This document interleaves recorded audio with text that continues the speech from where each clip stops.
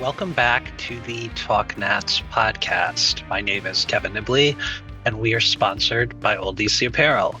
Head on over to shopoldDC.com. Some of the coolest, most original DC fan shirts and hats you'll find. Also running a charity promotion for the 2026 Washington Post Layoff Fund. 100% of all of our charity shirts will go to that fund for the laid off Post employees. You can subscribe to us as always on YouTube at TalkNats Podcast. That's also our handle on X, and the audio version is available on every major podcast outlets. All right, so 1-0 on the season. Hell of an opening day victory. I be honest, I'm not sure that I thought the Nats would score 10 runs in the month of March. Definitely did not expect 10 runs on opening day. I think I saw a stat somewhere that was the most runs in opening day history for the Nationals franchise, at least, which is wild. So congratulations, a great result today. A few thoughts on the game. I'll start with a good. Brady House looking pretty hitterish.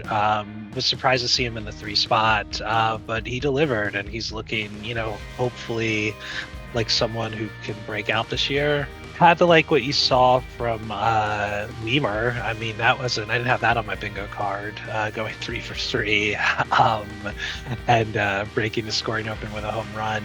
And I'll show some love for Blake Butera in his first game as a major league manager. He was quick to get Cavalli out of there.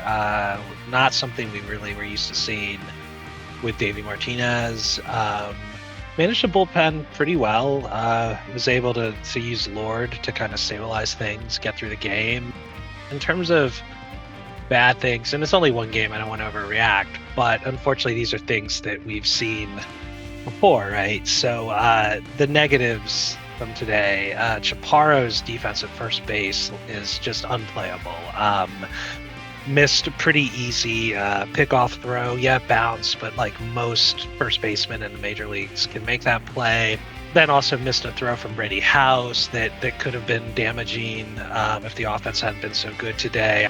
The other thing that stuck out to me on the negative side is CJ Abrams. I mean, sitting there pimping what he thought was going to be a grand slam, ends up getting thrown out at second. I mean, these are things we've seen before with him. Obviously, the guy's got all the talent in the world, but you wonder about his head sometimes. And opening day to just have a boneheaded play like that again, it's disappointing. Put it that way. And lastly, James Wood. I think might be time to be a little concerned. I usually don't put a lot of stock in spring numbers, but 0 for 5 with 4 strikeouts. He looked completely lost in West Palm.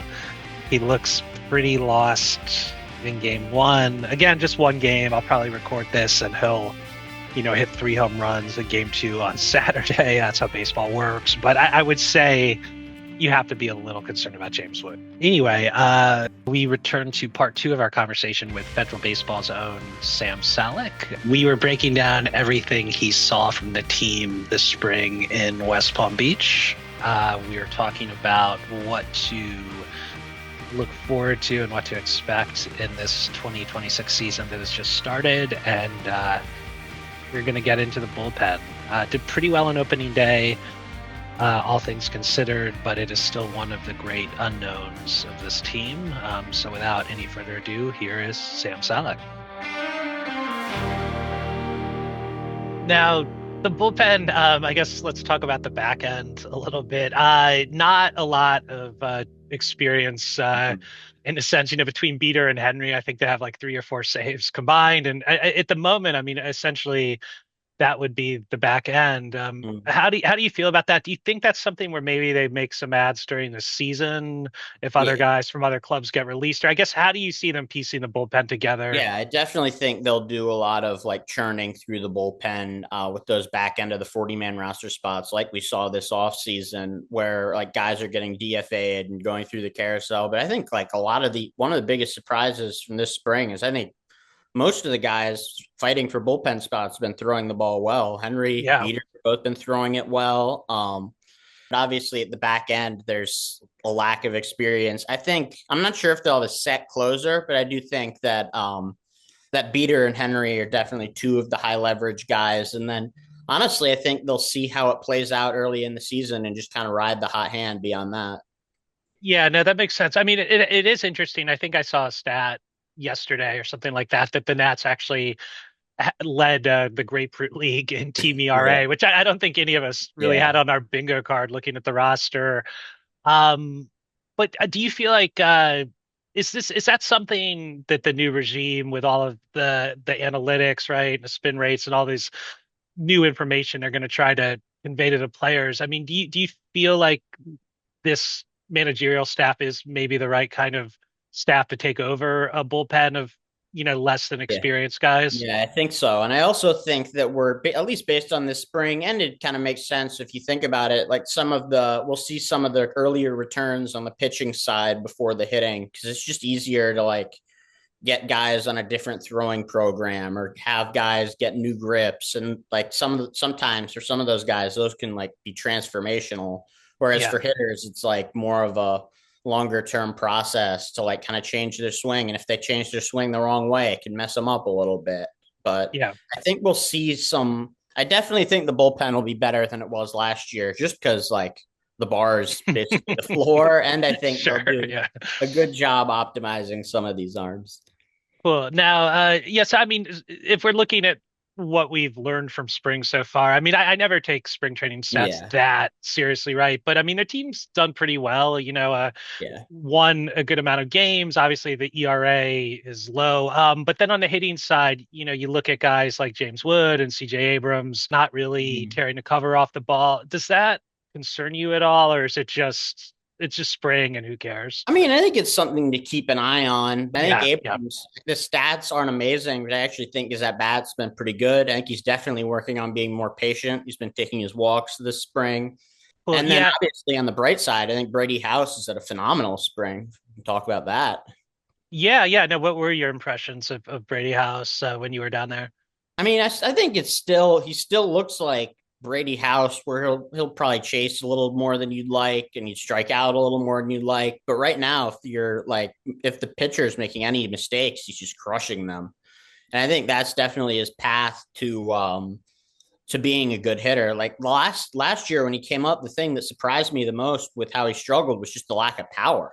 Yeah, yeah, yeah. Because his average actually was okay, or Yeah, in the ballpark for of what you'd what want it to you be as a yeah. rookie for a while. But yeah, it was really just like no power. I mean, I know he had that game in Milwaukee where I think he had two home runs Yeah. in the same game, but otherwise not a I think lot he of had two pop. home runs besides that the whole season. Yeah, yeah, yeah. And he was, I'm trying to remember. I mean, last year's a blur. It wasn't the best Yeah. year. No. But I feel like he was up for most of the second half. Yeah, So it he was came like, up in like June. So yeah, he played okay, like yeah. five-ish games. Yeah, so four home runs for half a season is not exactly what they're looking for. But yeah, no, I mean he has looked a lot better in spring. Obviously, defensively, he's like the Yeah. first half competent defensive third baseman we've had since Anthony Rendon. But like yeah, it's interesting. I mean, there is a world where if House actually steps up and looks like a legit third baseman, and then CJ's decent, that you're starting to get pieces of an infield, and obviously there are a ton of infield Yeah. prospects. Which I guess I can talk about one now. Seaver King, where are you with Seaver King?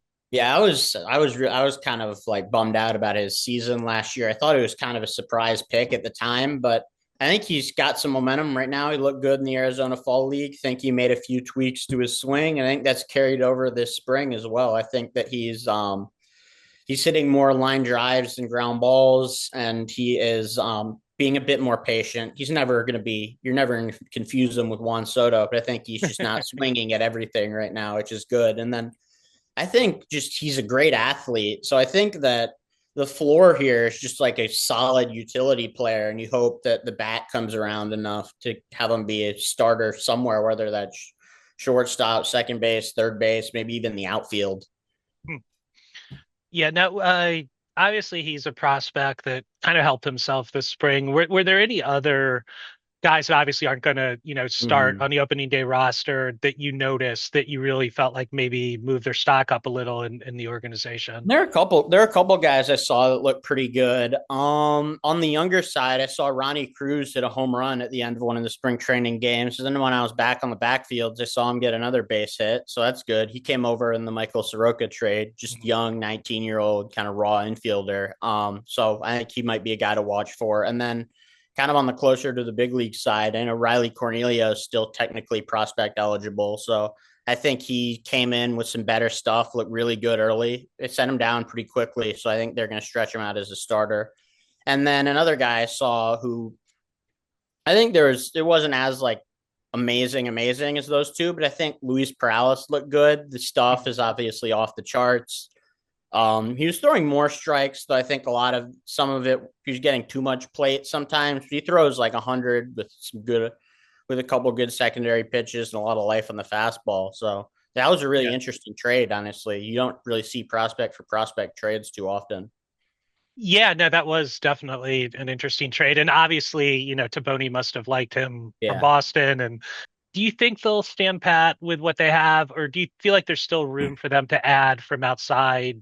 Obviously, like free agents or guys that get cut from other teams, things like that. Do you expect any moves like that, or you think it's kind of the guys who are here at the moment are going to be the candidates to Yeah, I think they'll start? Yeah. always. I think they're always going to be active on the waiver wire throughout the season. We'll see what happens there. I can't really predict that, but I don't see them adding any more outside free agents. I think Littell was just a great opportunity for Mhm. them, where they wanted to bolster the rotation, and they thought it was a great deal for them to get such a reliable arm at a relatively cheap price. So beyond that, I think I would be kind of surprised if they added an outside free agent because on the position player side, there isn't a whole lot to choose. There's pretty empty pickings at this point, and Yeah, then yeah. and then on the pitching, I think they've got plenty of options for the rotation and bullpen at this point. Cool. So, what are your expectations for the coming year? And then, I guess, what would make this season feel like the Nats made some progress? I mean, honestly, on the win loss record, my expectations obviously aren't that high. I just kind of hope they have more wins than they had last year. Yeah. And then I just kind of want, like, honestly, I just want them to be more of a fun team than they were last year. Even in like 24 and 23, they're Hmm. kind of like a fun bad team. Last year, Yeah. it was just kind of grim for most of the year. um, yeah, it's just like you could tell no one was having a good time out there. I just hope that they have that kind of energy and stuff restored. And for a successful year, it's just kind of growth from the players and like just for the farm system to keep getting better and better. Where it's like I think they're kind of rebuilding the rebuild or at least retuning the rebuild. Yeah. Where Yeah. I think 2026, you can't really expect a whole lot. 2027, we'll see if there's even a season. And then hopefully by 2028, they'll be in the mix and they'll have a bunch of these guys just kind of all come. They'll have the core of Wood and House and hopefully Cruz and whatnot. Hmm. And then they'll have these young guys coming in like Willits will probably be getting close to ready by 2028. And just all these other young infielders and some of the guys that are injured for a lot of this season.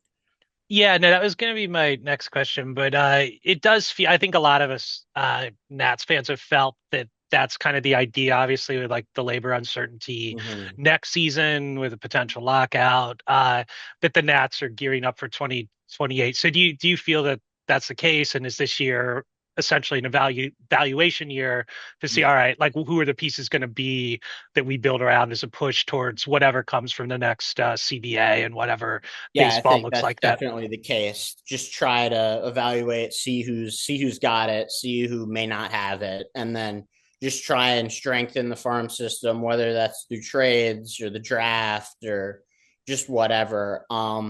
I think this draft will be something that'll be very interesting to watch, and also just like the stuff at the lower levels. I'd recommend just getting down to at least one Fred Nats game this year. There's a lot of young Yeah. guys down there, especially on the infield. So we're getting close to out of time. But are there any other storylines you're interested in this season? Like what intrigues you the most as a Nats writer and a Yeah. Nats fan? just kind of how the first year of this new regime plays out. Like, who are the guys that really pop because of this new player development or just whatever? They're just coming into their own. And then who are the guys that are kind of like left behind in a way? Because I think there's going to be some guys whose stock really, really rises. Mm-hmm. I think there'll be more of those guys. I also think there are going to be a couple guys where it's like, oof, they may not be part of the plans. And yeah, hopefully there's not too many of those, but I think there'll be at least one. But I think there's going to be more positive than negative on the development side. And hopefully they just kind of are a more watchable product this year, honestly. Yeah, no, I agree. I mean, I think one of the things that made last year so rough was just the getting picked off, on first Mm-hmm. base, thrown out stealing, just really bad plate discipline. I can't count how many games were in the fourth inning and the They just opposing weren't a pitchers. smart team. Yeah, the opposing pitcher's thrown like 32 pitches, and we're not talking about like aces. We're talking about the other team's fourth or fifth starter is throwing 8 pitches an inning because there are a lot of issues last year. So yeah, hopefully the new regime cleans that up. But all right, we're about out of Yeah. time. Let us know, how can we obviously follow Federal Baseball? How can we follow you on social media? Anything you want to plug? Yeah, Let us know. just at federalbaseball.com, you'll be able to make a free account on there if you haven't already, just to comment and stuff. And then for my social media, it's just at Federal Baseball on X, and got it. Just all the socials just at Federal Baseball. So just go follow that. I'm active over there and post a bunch of my stories there, and just kind of my general thoughts on the team and whatnot. All right, Thank cool. you Well, for the time. Yeah. yeah, thanks, Sam. I appreciate it. Maybe we'll have you back on later this year when there's Yeah, more for sure. real results to talk about. Yeah. And yeah, until then, take care and thanks for joining us. Thank you.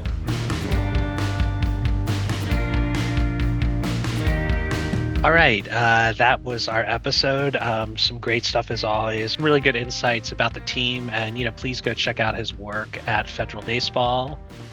So looking ahead to next week, we have a pretty big guest, a big name. I'm not even going to tell you. I don't want to jinx it, as we have not recorded it yet. We'll be recording it probably on Monday. So I don't want to promote it until it's actually in the can, but maybe follow our Twitter at Talk Nats Podcast, and we'll probably be posting some photos, some teasers of who our guest's going to be on Monday. And we're also going to be adding some new segments to the show, getting kind of more into the wins and losses and the actual baseball statistics and, things like that as the season goes on, that we can also kind of pepper around these interviews. So I'm looking forward to that. Visit talknats.com, shopoldc.com. They make this program happen. And 1-0, baby. 1-0 for a day. I'll take it. The juggernaut offense. I don't think anyone had that on our bingo cards, but let's look forward, hopefully, to some more runs, more timely hitting. And until next Friday, go Nats.